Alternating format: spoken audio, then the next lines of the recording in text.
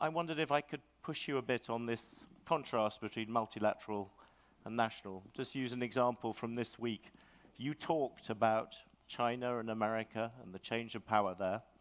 Well, you have the exact example at the moment of Huawei, this company that America is saying it may restrict intelligence going to Germany because of it. Now, would you be happy with the idea of Huawei being part of one of these consortiums bidding for 5G? Because that is a real example of how multilateral and national contrast with each other.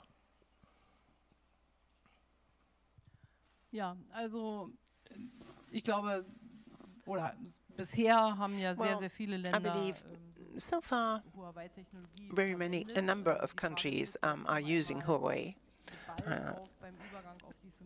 It's true that this question will loom large on our agenda when we transition to 5G, because there the systems are far more complicated, and it's more difficult really to keep track of them.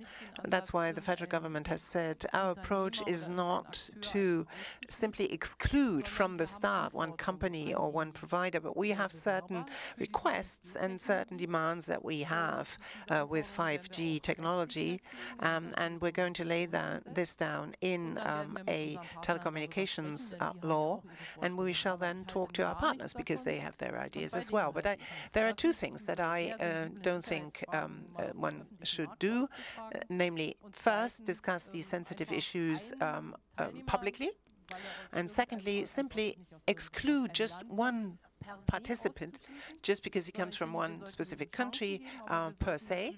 But I think we should not be naive about this, obviously. In China, they have very different laws than here, and we need to look at that carefully, evaluate it carefully, and then talk to our partners. Should be a European approach to that then? Is that a good example? Wäre wünschenswert. I think it would be desirable, yes.